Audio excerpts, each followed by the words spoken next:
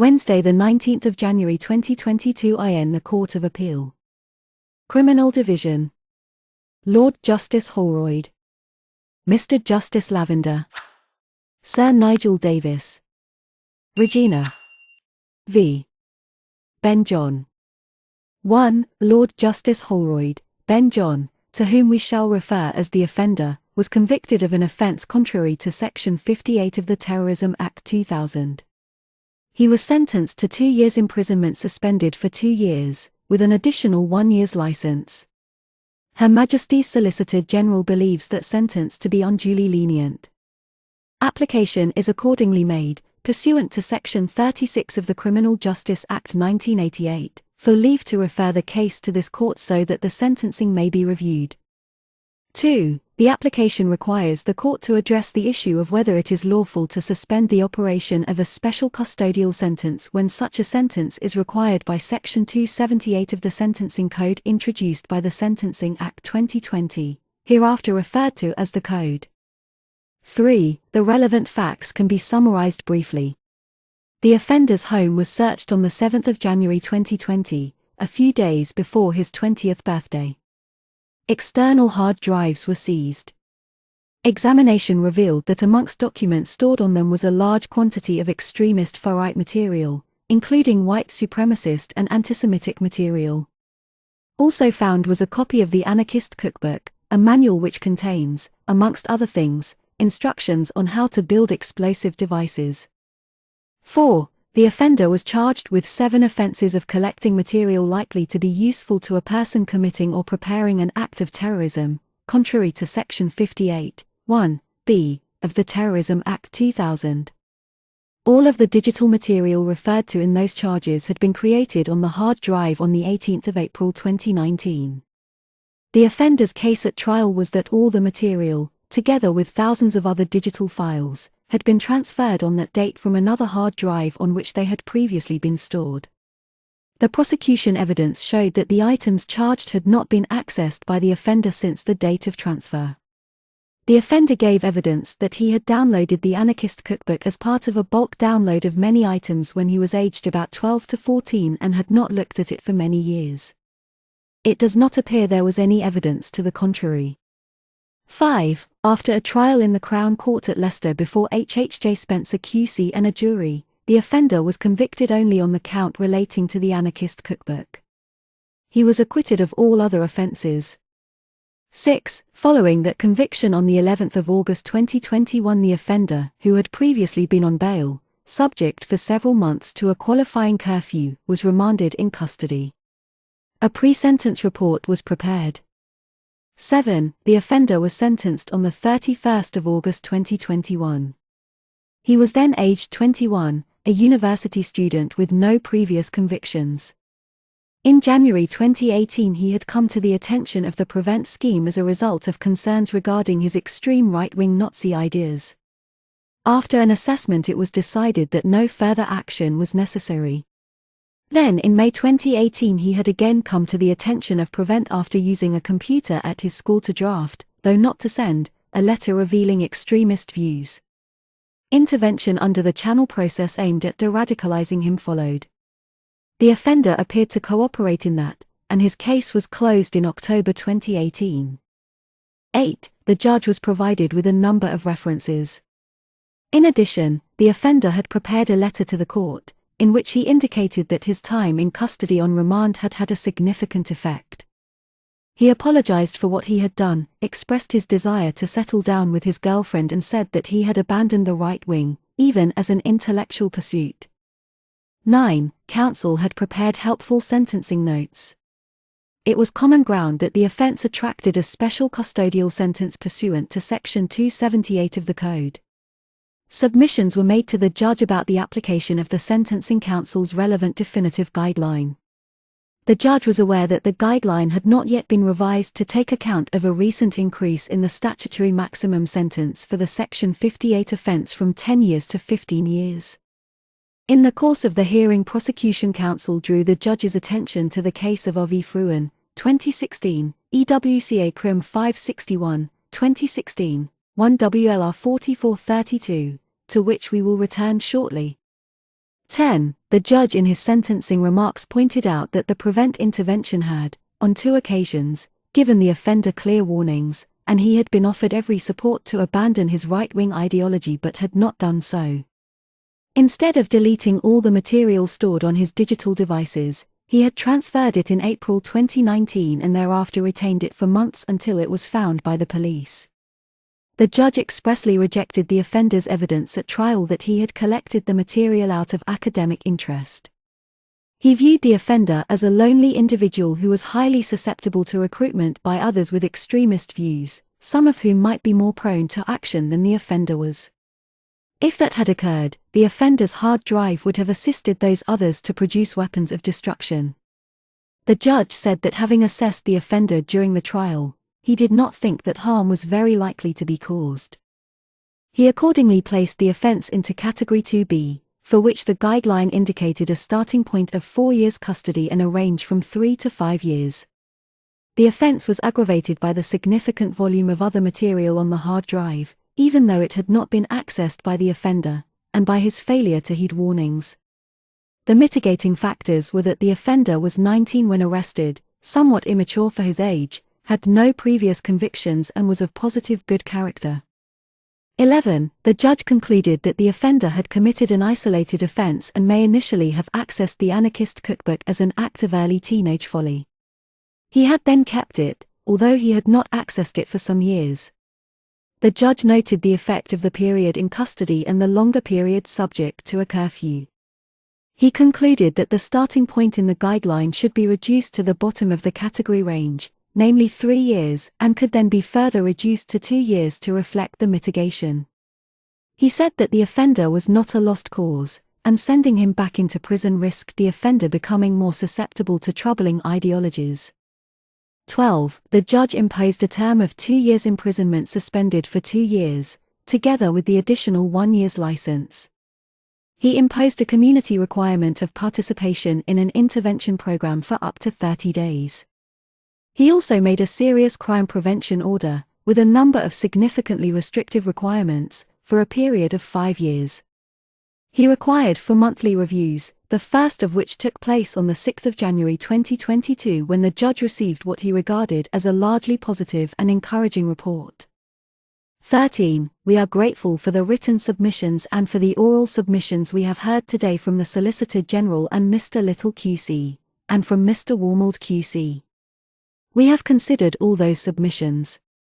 We shall first summarize briefly those dealing with the general merits of the case, and come later to the submissions as to the nature of the sentence imposed. 14. The Solicitor General submits that the sentence was unduly lenient for a number of reasons. It is submitted that although the judge was entitled to place the offense in Category 2B, the starting point for a single offense in that category is 4 years. That starting point had to be increased to reflect the facts that the offender had committed the offense over a significant period of time, and despite the warnings he had received through his involvement with the Prevent program. Further, it is submitted that the judge did not take account of the increase in the statutory maximum penalty for the offense. The offender's age and lack of previous convictions were mitigating factors, but the judge should not have found additional mitigation in the periods in custody or subject to a qualifying curfew because those would be taken into account against time serving a custodial sentence. For all those reasons, it is submitted that a sentence far in excess of 2 years imprisonment was required. Moreover, even if the length of the sentence could have permitted a suspended sentence, suspension was inappropriate and failed to impose due punishment. 15. The Solicitor General goes on to submit that if the sentence is quashed as unduly lenient, this court, when considering what sentence is appropriate, should have regard to information which emerged when the judge saw the offender at the review hearing in January 2022. This showed, it is submitted, that the offender had not kept the promises he made to the judge during the sentencing hearing, because within a very short time he had been liking extreme right-wing posts on social media. 16. For the offender, Mr. Warmold QC emphasizes that the offender was a child of at most 13 years of age when he downloaded the anarchist cookbook, that the offense was committed by retaining it and that there was evidence showing he had not accessed it since the transfer onto the hard disk in April 2019. In the circumstances of this case, it is submitted, the fact that he had retained the material for several years without having accessed it is a mitigating factor, and not, as the Solicitor General suggests, an aggravating factor. The judge had rightly treated it as an isolated offense and had not found the offender to be dangerous for sentencing purposes. It is submitted that the judge, who had been able to assess the offender during the trial and in particular during his 3 or 4 days of evidence, had carefully weighed all relevant factors and correctly applied both the offense-specific and the imposition guidelines. The judge concluded, as he was entitled to do, that there was a realistic prospect of rehabilitation. It is submitted that this was an exceptional case and the suspended sentence was appropriate. 17. As to the review hearing, it is submitted that neither the supervising police officer nor the judge had regarded the limited activity on social media as being sufficiently significant to affect the generally positive tenor of the officer's report. 18. Turning to the nature of the sentence imposed and the relevant statutory provisions, we refer first to Section 278 of the Code, which states, 278 required special custodial sentence for certain offenders of particular concern. 1. This section applies where the court imposes a sentence of imprisonment for an offense where a. The offense is listed in Schedule 13. b. The person 1. Was aged 18 or over when the offense was committed, and 2. Is aged 21 or over when convicted of the offense, and c. The court does not impose any of the following for the offense, or for an offense associated with it. 1. An extended sentence under Section 279. 1a. A serious terrorism sentence under Section 282a, or 2. A sentence of imprisonment for life. 1a. But this section does not apply if a. The offender was aged under 18 when the offense was committed, and b. The offense 1. Was committed before the day on which Section 22 of the Counter-Terrorism and Sentencing Act 2021 came into force, or 2. Is listed in Part 2 of Schedule 13, Sexual Offences. 3. The term of the sentence must be equal to the aggregate of a. The appropriate custodial term, and b. A further period of 1 year for which the offender is to be subject to a license, and must not exceed the maximum term of imprisonment with which the offense is punishable. 3. For the purposes of subsection 2, the appropriate custodial term is the term that, in the opinion of the court, ensures that the sentence is appropriate. 4. Where an offense is found to have been committed over a period of 2 or more days, or at some time during a period of 2 or more days, it must be taken for the purposes of subsection 1a, to have been committed on the last of those days. 19. Section 265 of the Code makes similar provision, in terms which are identical in all material respects, in relation to an offender who was aged 18 or over when the offense was committed, but under 21 when convicted. 20. Schedule 13 to the Code lists certain terrorism offenses, including those contrary to Section 58 of the 2000 Act, and certain sexual offenses, together with corresponding inchoate and abolished offenses. 21. The release provisions applicable to a prisoner serving a sentence imposed under Section 278 or Section 265 of the Code are contained in Second 244A of the Criminal Justice Act 2003. In summary, and when read in conjunction with Section 247A, which relates to terrorist prisoners, they require the Secretary of State to refer a case to the parole board when the offender has served the requisite custodial period, in this case, 2/3 of the appropriate custodial term. Following such a referral, the parole board must consider whether it is satisfied that it is not necessary for the protection of the public that the offender should be confined. The Secretary of State is under duty to release the offender on license as soon as the offender has served the requisite custodial period and the parole board has directed his release. If no such direction is given, the offender must be released on license when he has served the whole of the appropriate custodial term.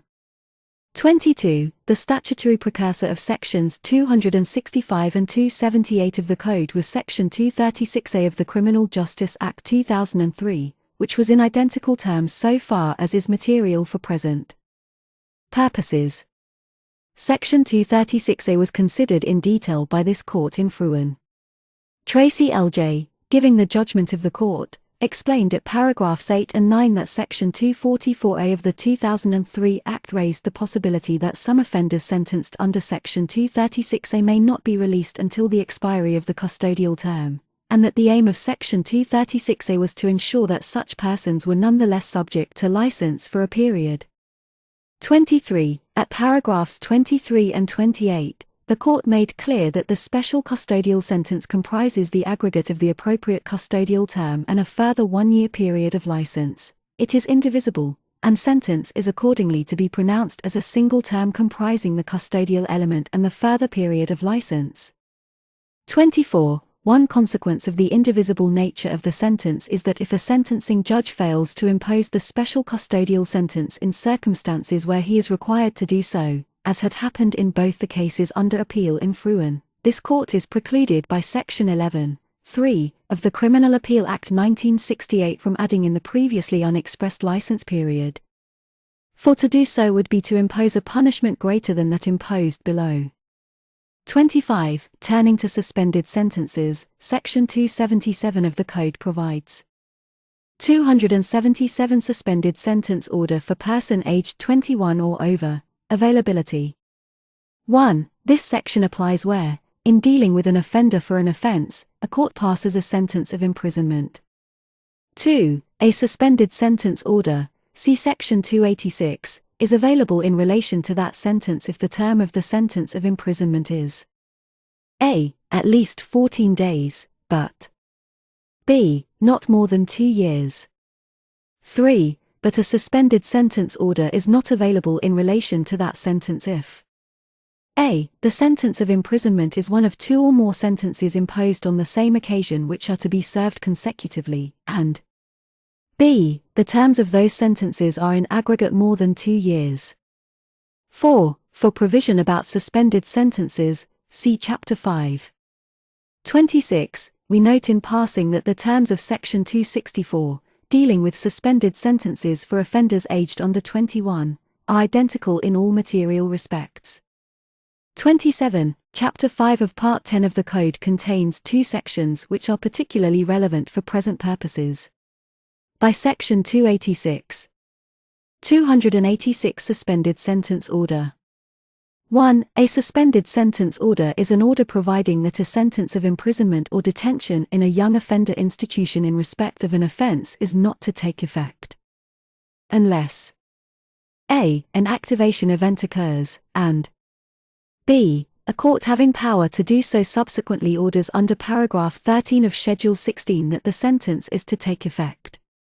2. A suspended sentence order may also specify one or more available community requirements with which the offender must comply during the supervision period. 3. An activation event occurs if the offender 28. Commits another offense in the United Kingdom during the operational period, whether or not punishable with imprisonment, or 29. During the supervision period, contravenes any community requirement imposed by the order. 4. The community requirements are listed in column 1 of the Community Requirements Table, see Section 287. 5. Provision about each requirement is made by the provisions of Schedule 9 mentioned in the corresponding entry in column 2 of that table. 6. In this code, suspended sentence order has the meaning given by subsection 1. Suspended sentence means a sentence to which a suspended sentence order relates.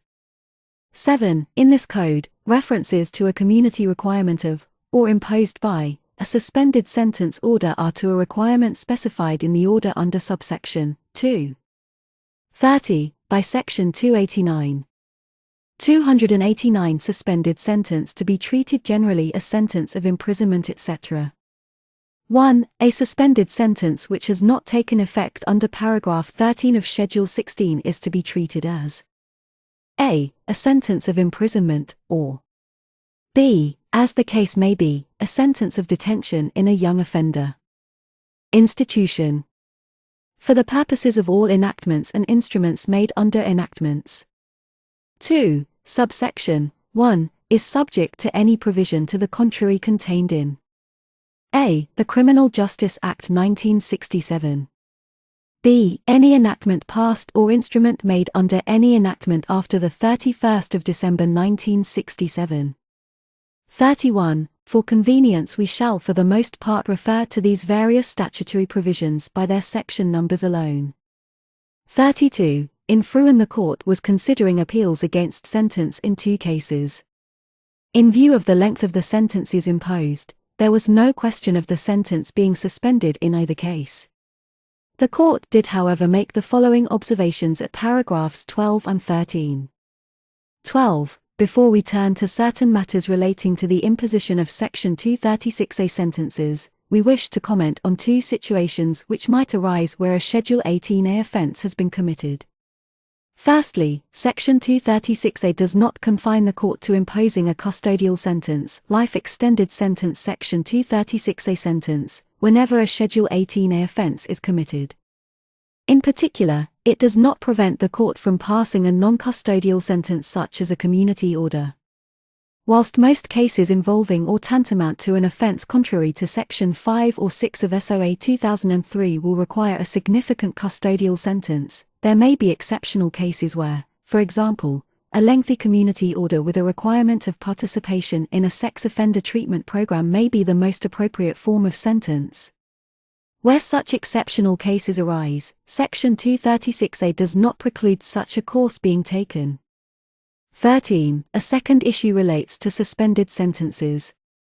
Since a suspended sentence is treated as a sentence of imprisonment by Section 189(1) of the CJA 2003, in theory there appears to be no barrier to a Section 236A sentence being suspended. In practical terms, however, such a result is counterintuitive given the terms of Section 236A. Moreover, a variety of practical complications would arise from implementation, and also possible later breach, and render making such an order wholly undesirable. Courts should not suspend a sentence under Section 236A. Ordinarily the court will be considering an immediate custodial sentence. In the unusual event that the court might have considered suspending the sentence, it should consider making a community order instead. 33. Those observations have been referred to in the subsequent decisions of this court in R.V. Ben Mukemis, 2021, EWCA Crim 1281 and in R.V. Bell, 2021, EWCA Crim 1461. However, neither Fruin nor those later cases required the court to address directly the specific issue which we must decide. 34. In relation to this aspect of the case, it was submitted by Mr. Little on behalf of the Solicitor General that a court ought not to suspend a sentence imposed under Section 278. Whilst it would not be unlawful to do so, provided the aggregate period of the custodial term and the additional year's license did not exceed 2 years, it would always be contrary to the clear purpose of the legislation. It will be rare for a case to which that section applies not to pass the custody threshold. The purpose of the license period was to protect the public, prevent reoffending, and secure successful reintegration into the community. The license conditions which are appropriate in a particular case must be considered and approved by the parole board. But, it is submitted, there is no apparent procedure by which that could be done as an offender subject to a suspended sentence approached the end of the operational period. Moreover, it would be curious if an offender who had completed the operational period of a suspended sentence without the custodial term being activated was then required to comply with the more onerous conditions of a license. If for any reason the custodial term was activated, the period of time to be spent in custody might be very short, making it extremely difficult for the parole board to make its assessment and decision before release. 35. It is submitted that the court in Fruin was therefore correct to indicate that a suspended sentence should not be imposed. It is further submitted that suspension of the sentence would run contrary to the statutory purpose in a category of case in which the risk posed by the offender is best addressed by custody, followed by a period on license as directed by the parole board.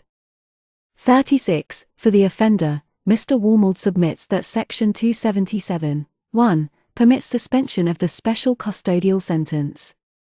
He submits that the legislative provisions give rise to a conundrum to which there is no entirely satisfactory solution. He acknowledges that there is a potential conflict between sections 277 and 278 in a case where the aggregate of the custodial term and the further license period would exceed 2 years. He submits that the license period is contingent upon the suspended sentence being aggravated, an approach which, he argues, answers all or most of the suggested practical problems, and is the least worst of the possible solutions to the conundrum. The approach for which the Solicitor General contends would produce the unsatisfactory result that the court could impose a community order or immediate imprisonment but could not make use of a suspended sentence order. It is submitted that the court in Fruin, though pointing out why a suspended sentence would be undesirable, did not say that it would be impermissible. 37. It is apparent from those submissions, which include legitimate and cogent points on both sides of the debate, that the insertion of Section 236A into the existing legislation gives rise to significant difficulties of interpretation. It may well be that Parliament did not consider how, if at all, the new form of sentence was to operate in conjunction with the existing law in relation to suspended sentences. On the one hand, as Mr. Warmold argues, Section 278 contains nothing which explicitly excludes the suspending of a special custodial sentence. The court in Fruin did not say it would be unlawful to suspend such a sentence, and, since Section 278 contemplates that a court sentencing for an 10. offence listed in Schedule 13 may impose a non-custodial sentence, as indeed does the sentencing guideline applicable to Section 58 offences, it may be thought unlikely that Parliament intended to exclude the power to impose a custodial sentence of appropriate nature but to suspend its operation. 38. On the other hand, as is argued on behalf of the Solicitor General, suspending a sentence of this type may be thought to run contrary to the aims of Parliament in legislating for the sentencing of serious offences committed by offenders of particular concern. On any view, it gives rise to formidable practical difficulties and uncertainties of operation. 39. We respectfully agree with Tracy L.J.'s observations at paragraph 13 of Fruin as to the variety of practical complications which make a suspended order wholly undesirable when Section 278 applies. The important first question, however, is not whether a suspended sentence order is undesirable but whether it is unlawful. 40. The answer to that question, in our view, is that a sentence pursuant to Section 278 is a sentence of imprisonment for the purposes of Section 277 of the Code, and may in law be suspended if the term of the sentence of imprisonment is not more than 2 years. What, however, is the term of the sentence of imprisonment for this purpose? In our view, the reference in Section 278, 2, to the term of the sentence must be a reference to the sentence of imprisonment mentioned in Section 278, 1. That follows from the indivisible nature of the special custodial sentence. 41. For the purposes of Section 277, 2, therefore, the limit of 2 years must apply to the aggregate of the appropriate custodial term and the further period of 1 year's license. That interpretation is, in our view, consistent with Section 277, 3, in relation to the aggregation of consecutive sentences when deciding whether the 2-year limit has been exceeded. 42. Thus a suspended sentence pursuant to Section 278 will only be lawful if the appropriate custodial term does not exceed 12 months. That fact, coupled with the practical problems to which the court in Fruin referred, means that it will only be in exceptional circumstances that a suspended sentence order will be appropriate in a case in which Section 278 requires a special custodial sentence. 43. In that regard, we particularly draw attention to the consequences of suspension, so far as the further period of license is concerned. We have already referred to Section 244A of the 2003 Act. That section refers to a prisoner who is serving a sentence. It is contained in Part 12, Chapter 6 of the 2003 Act, which is concerned with release, licenses, supervision and recall, all of which are incidents of a sentence actually served in custody. As one would expect, other provisions in that chapter plainly contemplate that license conditions will attach to a prisoner when released from custody. See for example Section 239, 2, Section 243A and Section 244. Nothing in that chapter encourages a view that license conditions can be imposed on an offender otherwise than on his release from serving a period in custody. 44. Without finally deciding the point, which is not necessary to our decision in this case, we are inclined to the view that license conditions can only be imposed in circumstances where an offender has served a period of time in custody. If that is so, then the additional year's license which Parliament requires would be rendered nugatory if a suspended sentence order is made in respect of a special custodial sentence but no activation event occurs as mentioned in Section 286 of the Code. Even if our provisional view were wrong, then at the very least the acute problems mentioned by the 11. Solicitor General will arise in such a case. These considerations strengthen our conclusion that suspension of a special custodial sentence will only be appropriate in exceptional circumstances, even when it would not be contrary to law. 45. It follows from what we have said that the judge had no power to impose a suspended sentence as he did, for the aggregate of the 2-year custodial term and the further 1 year's license was a sentence of imprisonment of more than 2 years and so could not be suspended. In reaching that conclusion, we recognize the difficulty faced by the judge as a result of the terms of the relevant legislation. 46. By Section 36, 1b, of the Criminal Justice Act 1988, this court has the power to quash the sentence imposed below and in place of it pass such sentence as we think appropriate for the case, being a sentence which the judge had power to pass. 47. In considering how to exercise our power, we attach considerable weight to the findings of the judge, who was in the best possible position to assess the offender and who did not hesitate to make findings against the offender where appropriate. The judge clearly had well in mind the seriousness of this type of offense, the risk of the material coming into the hands of others and the aggravating factors. He was however dealing with a single offense, with the important features that the item had been downloaded by an adolescent and had not been accessed for at least a period of many months.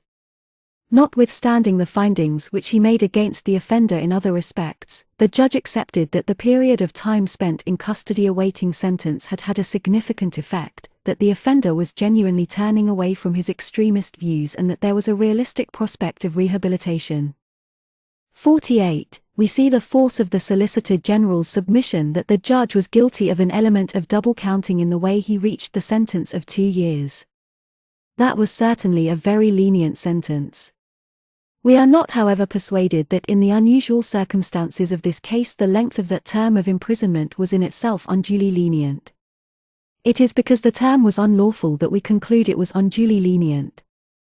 Moreover, in considering what sentence is appropriate at this stage, we take into account that the offender has for several months now been subject to the suspended sentence and its community requirement. 49. For the reasons we have explained however, we are driven to the conclusion that the sentence imposed by the judge was unlawful. We further conclude that a community order would be insufficient, as the judge said. Given that the term of 2 years was in itself very lenient, a suspended sentenced order of permissible length would also be insufficient, and we are unable to accept Mr. Wormald's submission in that regard. That is so quite apart from the attendant problems which, as we have said, would make a short suspended sentence wholly undesirable. In those circumstances, and notwithstanding the judge's understandable aim of avoiding such an outcome, we are satisfied that there must be a sentence of immediate imprisonment. 50. We accordingly grant leave to refer. We quash the suspended sentence imposed below as being unduly lenient. We impose instead a special custodial sentence, pursuant to Section 278 of the Code, of 3 years, comprising a custodial term of 2 years and a further period of 1 year's license. That sentence will run from the date when the offender surrenders to custody, which he must do by 4:00 p.m. tomorrow at a police station which we shall identify shortly. The days which he spent on remand in custody will of course count towards his sentence. In addition, we direct that he will receive full credit for half. 12. The time which he spent under curfew, if the curfew qualified under the provisions of Section 235 of the Code. On the information before the court, the total period of qualifying curfew is 254 days and the offender should therefore have credit for 127 days. But if this period is mistaken, the court will order an amendment of the record for the correct period to be recorded. 51. Mr. Wormald, can you assist us please with the appropriate police station? Mr. Warmold, I will take instructions, my lord. Lincoln City Centre Police Station. Lord Justice Holroyd, is that a 24-hour police station as far as we know? Mr. Warmold, it should be open at 4 o'clock in any event. Lord Justice Holroyd, Mr. John, just before the call is terminated. I hope you can hear me, can you? The offender, yes. Lord Justice Holroyd, thank you. Let me just explain to you the practical effect of the decision. I am afraid you will have to go into custody, so you will have to surrender yourself to the relevant police station by 4 o'clock p.m. tomorrow. The effect of our sentence is that you will have to serve at least 2/3 of the 2-year period. You will be released sometime between that point and the end of the 2 years depending on the decision of the parole board. You will get credit as appropriate for the time in custody and for half the number of days on qualifying curfew, which will count towards the period of time you have to spend in custody. I hope all that is clear to you, is it, although I appreciate it will be very disappointing for you. The offender, yes. Regina v. Ben John.